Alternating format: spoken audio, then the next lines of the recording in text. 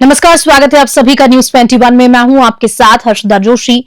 अब खबरें अन्य राज्यों से। बिहार में मकर संक्रांति के मौके पर दही चूड़ा के भोज ने सियासी रंग में ले लिया है। मुजफ्फरपुर में राजद के एमएलसी कारी सोहेब ने इस अवसर पर भव्य भोज का आयोजन किया, जिसमें हजारों की संख्या में लोग शामिल हुए। इस दौरान सियासत की गर्माहट भी साफ नजर आई। राजद एमएलसी कारी सोहेब ने एनडीए सरकार पर जमकर हमला बोला। उन्होंने बीजेपी की जातिवाद की राजनीति करने और घोटालों में लिप्त होने का आरोप लगाया। इसके साथ ही उन्होंने बीजेपी को बलात्कारी की पार्टी करार देते हुए मॉब लिंचिंग पर भी तीखी प्रतिक्रिया दी। नीतीश कुमार की प्रगति यात्रा को भी उन्होंने विदाई यात्रा कहकर इस बार बिहार में मुख्यमंत्री पद की जिम्मेदारी तेजस्वी यादव को मिलने की बात कही। सोहेब ने दावा किया कि तेजस्वी यादव ने मात्र 17 महीने में 5 लाख युवाओं को नौकरी दी है और आने वाले चुनाव में बिहार की जनता उन्हें मुख्यमंत्री के रूप में देखना चाहती है। मुजफ्फरपुर से मणिभूषण शर्मा की रिपोर्ट। ईरान के रईस खान जो है एलजेपी ज्वाइन की है, क्या राजद को क्या असर पड़ेगा? राजद में थे, कहा कि असर पड़ेगा। पहली बात तो ये है वो लोग राजद में थे नहीं, और लोकतंत्र है, हर आदमी को आजादी है, कौन कहां जाएगा नहीं जाएगा, कौन किस विचारधारा से जाएगा। अब उनको तो अब मान लिया जाए कि मोदी जी के हनुमान जी का विचारधारा पसंद है तो वो अपना गए होंगे, उसमें हमको क्या टीका करना है, वो क्यों गए कहां गए तो इनसे पूछिएगा ना। विपक्ष कहती है कि अपराधियों की सरकार है, अपराधियों की पार्टी है, तो विपक्ष में भी तो अभी है अपराधी ही रईस खान।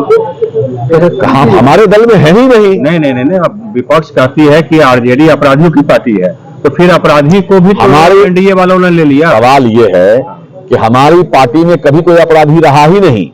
जो इंसानियत की बात करता है उसको भाजपा की नजरों में उसको अपराधी कहा जाता है, जो गरीबों की बात करता है वो अपराधी होता है।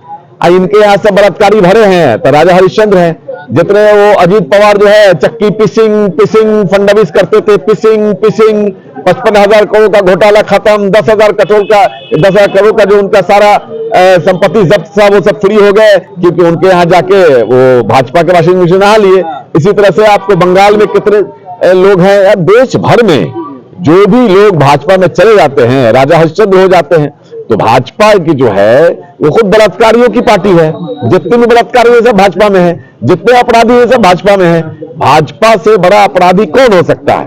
क्या जानती है, देश जानता है, ये सब मक्कार लोग हैं। ये जो है ये इस देश में हिंदू मुसलमान की बात करते हैं, बीफ के नाम पर ये लोग राजनीति करते हैं। और आज किसके राज्य में दुनिया का सबसे बड़ा बीफ एक्सपोर्ट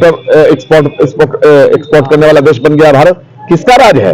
किसके राज्य में बूचर खाने को सब्सिडी दी जा रही है 14%, 16%, 18%, 12%? किसके राज्य में 17 बीफ फैक्ट्री इस देश में 450-500 एकड़ में है और वो सारे के सारे भाजपा ही, एक भी मुसलमान नहीं है? किसके राज्य में? उधर आपको गोवा में और अन्य उधर राज्य में भारतीय जनता पार्टी बाकायदा ऐलान करती है, अपने चुनावी घोषणा पत्र में बीफ देने का ऐलान करती है। और क्या बात करेगा? किसका राज है यूपी में, जहां भाजपा के एमएलए स्वयं कहते हैं कि हमारे यूपी में हजारों गाय माता को काटा जा रहा है, सरकार चुप है? किसकी राज है? ये सब अपने आप को कहते हैं कि हम शिव भक्त हैं।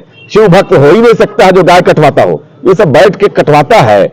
देश से बाहर किसने, भारत के प्रधानमंत्री ने जाकर के वहां चीन में जो है हस्ताक्षर किया कि यहां से डायरेक्ट चीन को बीफ सप्लाई होगा, जो इंडोनेशिया होकर जाता था। अरे भाई, इस देश को तो कंगाल बना के रख दिया है। किसके राज्य में डॉलर जो है बढ़ता जा रहा है, रुपया गिरता जा रहा है, देश की गरिमा गिर रही है? किसके राज्य में देश कंगाल होता जा रहा है? किसका राज है? देश बेरोजगारी का सबसे बड़ा हब होता जा रहा है दुनिया का। किसका राज है? यहाँ सारे स्मॉल इंडस्ट्री बंद हो रहे हैं, 20 लाख स्मॉल इंडस्ट्री देश में 10 साल में बंद हो चुका है। किसका राज है? सारे छोटे छोटे मजदूर जो है बेचारे पलायन कर रहे हैं। बिहार में डबल इंजन की सरकार है और बिहार को जो है एक मजदूर राज्य बना के रख दिया गया है। इसलिए सारे लोग तय कर चुके हैं, नए साल में नए नेतृत्व में नए बिहार को बनाना है, नया बिहार का निर्माण करना है।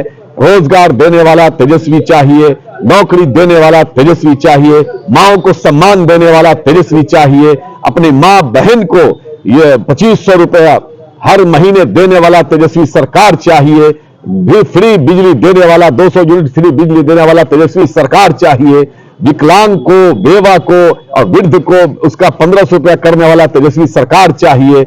सारे के सारे लोग, युवा, बेरोजगार और जो हमारे सब लोग कह रहे हैं कि हमको तेजस्वी सरकार चाहिए।